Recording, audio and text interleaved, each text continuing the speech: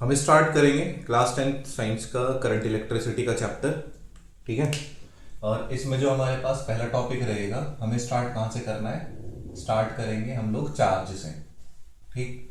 Charge की देखो ध्यान रखना कि डेफिनेशन तो एग्जाम में पूछी नहीं जाती है, लेकिन फिर भी चार्ज होता क्या है?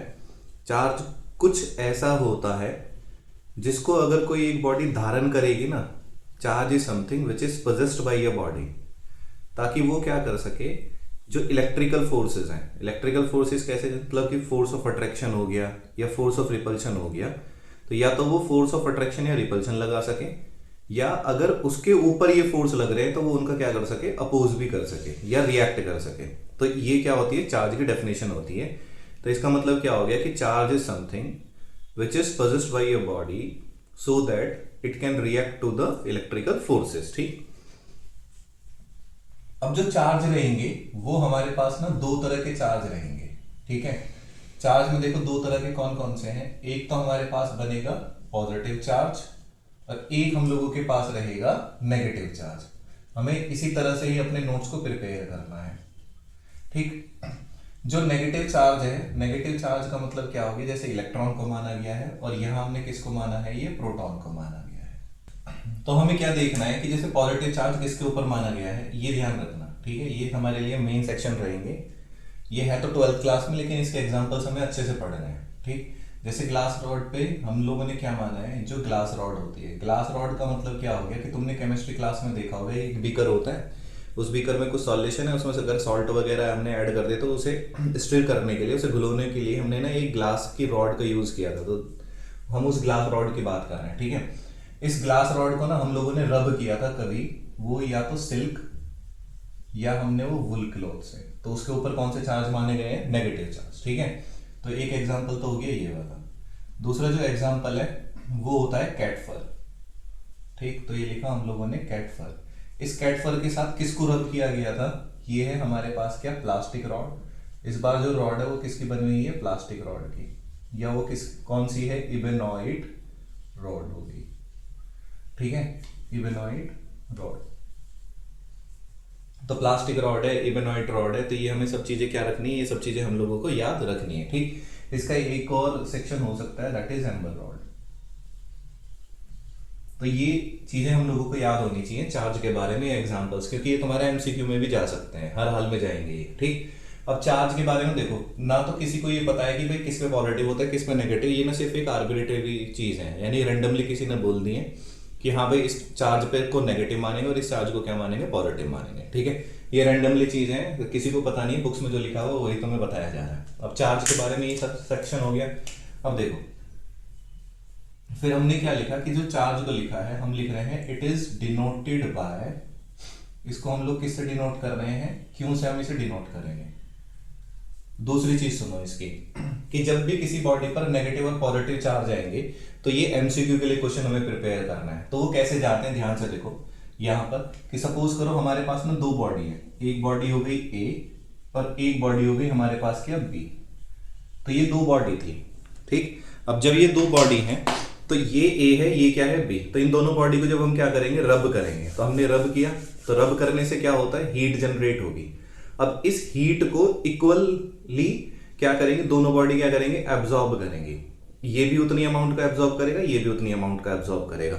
अब सपोज करो जैसे यही एक बॉडी, ये बॉडी, दोनों को रब करेंगे तो दोनों में से क्या हीट रिलीज होगी। तो हीट रिलीज होने के बाद ये और ये दोनों इक्वल अमाउंट में इस एनर्जी को जो प्रोड्यूस हुई है उसे एब्जॉर्ब करने वाले हैं ये दोनों।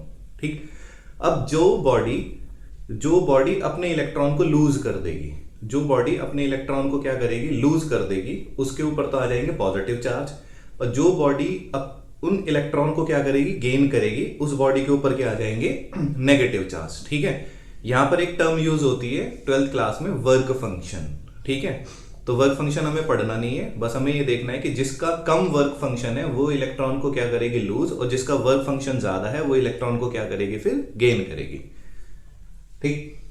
तो देखो हमने क्या लिखा कि जब रबिंग हुई, तो आफ्टर रबिंग, रबिंग होने से क्या होता है, ध्यान से सुनते रहना है, रबिंग होने से क्या होता है, हीट जनरेट होगी। ठीक है। हीट अगर जनरेट होगी तो बॉडी क्या करेगी कि body will lose its electron. Body अपने इलेक्ट्रॉन को क्या करेगी, लूज करेगी। कोई सी भी एक बॉडी लूज कर सकती है। सपोज करो इसने लूज किए तो इसने एक इलेक्ट्रॉन इसको दे दिया, तो अगर इसके ऊपर एक इलेक्ट्रॉन उधर चला गया यहां से, तो देखो जिसने लूज किया उसके ऊपर क्या है, उसके ऊपर उतने ही चार्जेस अपीयर होंगे जितने उसने लूज किए। अगर इसने एक इलेक्ट्रॉन लूज किया है तो इसके ऊपर एक ही आएगा। अगर ये दो इलेक्ट्रॉन लूज करता तो यहाँ पे दो पॉजिटिव हो जाते, ठीक है। और यहां पर आ जाएगा ये बी, तो इसने कितने इलेक्ट्रॉन गेन किए हैं, ये आ गया नेगेटिव। बात समझ में आई। तो ये इस तरह से चार्जेस बॉडी के ऊपर आएंगे। और दूसरी चीज ये है कि ये जो चार्जेस रहेंगे ये बॉडी के अंदर नहीं रहेंगे, ये बॉडी के ना सरफेस पे रहेंगे, बाहर बाहर बाहर रहेंगे और इक्वली डिस्ट्रीब्यूट रहेंगे। कहीं भी गुच्छा बना के नहीं रहेंगे, कहीं भी ग्रुप बनाकर नहीं रहेंगे, ठीक है। तो ये चार्ज क्या है, ये इक्वली इसके ऊपर बैठता है। ये हो गया यहां पर, ठीक। तो जो क्वेश्चन आता है वो क्वेश्चन ये आता है कि किसी भी बॉडी पर जो ये चार्जेस अपीयर हुए हैं ये किसकी वजह से हुए हैं, ये अपीयर हुए हैं। तो हमने जो लिखा, हम लिख रहे हैं कि charges appear on the body. Body पर जो चार्जेस अपीयर होंगे वो किसकी वजह से होंगे, due to the transfer of electron. Electron के ट्रांसफर की वजह से बॉडी के ऊपर चार्जेस क्या होंगे, वो अपीयर होंगे। तो ये लाइन हमें पकड़नी है, ठीक है। फिर body which loses the electron, जो इलेक्ट्रॉन का लॉस करेगी, यानी जिसने इलेक्ट्रॉन खो दिए। तो जब इसने खो दिए तो ये इस पे कौन से चार्ज आ जाएंगे, तो ये हो जाएगी पॉजिटिवली चार्ज्ड। देखो ये प्लस का साइन है, पॉजिटिवली चार्ज्ड। फिर हमने क्या लिखा कि body which gains, body which gains the electron, जिसने इलेक्ट्रॉन लिए उसके ऊपर कौन से चार्ज आ गए, उसके ऊपर आ जाएंगे हम लोगों के नेगेटिवली चार्ज, ठीक है। अब इसमें और ध्यान से देखो, सारी की सारी चीजें तुम्हारी ऑब्जर्वेशन की ही है। अगर इसके ऊपर पॉजिटिव चार्ज है तो पॉजिटिव मतलब क्या हो गया, प्रोटॉन। तो इसके ऊपर पॉजिटिव सिंबल हमें चमक रहा है। तो अगर यहाँ पॉजिटिव सिंबल चमक रहा है तो इसका मतलब क्या हो गया कि यहां पर देखो ये n क्या है, नंबर।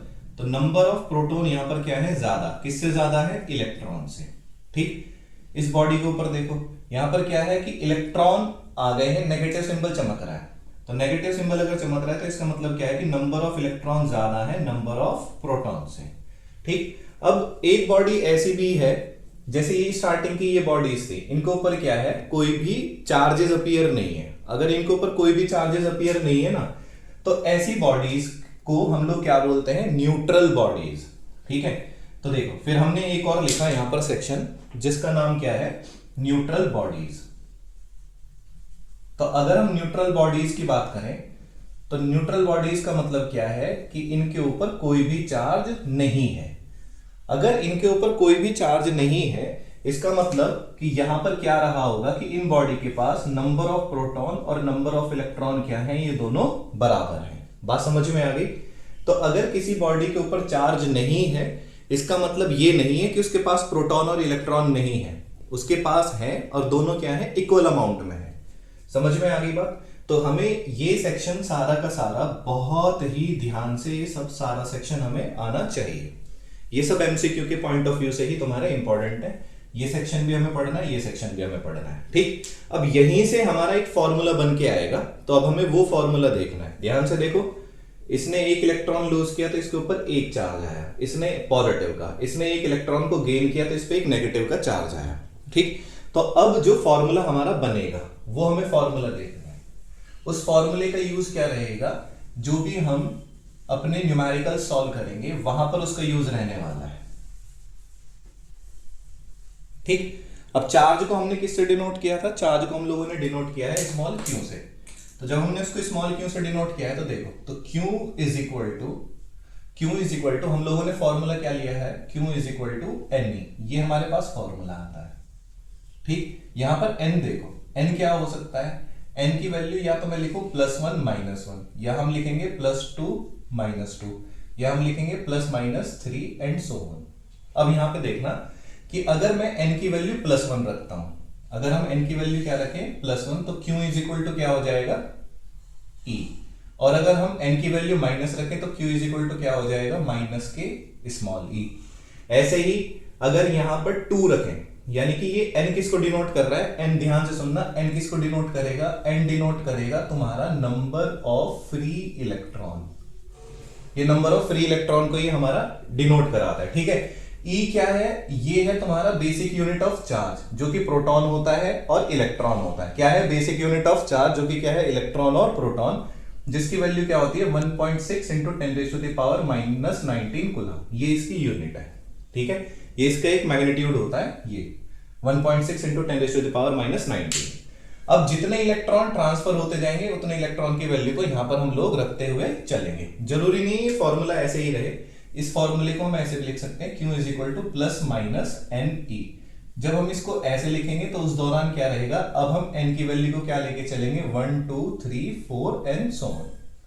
तो हम इसको इस तरह से भी लिख सकते हैं, ठीक है। तो ये हमारे पास फॉर्मूला हो गया, बात समझ में आ रही है।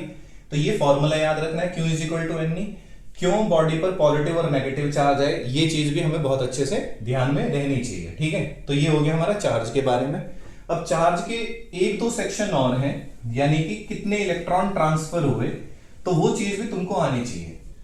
अब देखो इसकी SI यूनिट क्या है, अगर हम देखें कि इसको मेजर किस में करते हैं, तो अगर हम इसे देखें SI यूनिट का मतलब क्या हो गया, जैसे सपोज करो हमें ना बाहर से ना कपड़ा खरीदने जाना है, तो हम क्या बोलेंगे, क्या हम उसे ऐसे बोलेंगे कि 2 किलो कपड़ा दे दे, नहीं, हम उसे बोलेंगे भाई 2 मीटर लेंथ का हमें कपड़ा चाहिए, ठीक है। तो जो मीटर है वो हमें इंडिकेट करा रहा है कि हाँ हम किस में बात कर रहे हैं, हम लेंथ की बात कर रहे हैं।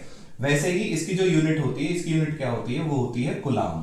तो ये लिखा हमने कुलाम, जिसे डिनोट किससे करेंगे, कैपिटल C से। तो ये SI यूनिट है किसकी, चार्ज के लिए। ये भी हम लोगों को अच्छे से ध्यान में रखनी है, ठीक। तो ये हो गया हमारे पास कुलाम के बारे में, चार्ज के बारे में हो गया, ये सारा सेक्शन हो गया। अब अगर एक देखो एग्जांपल अगर इसका हम ले, तो एग्जांपल ये है कि हमने ये बोला कि किसी भी बॉडी पर 1 कूलम चार्ज आया, ये एनसीईआरटी में मिल जाएगा।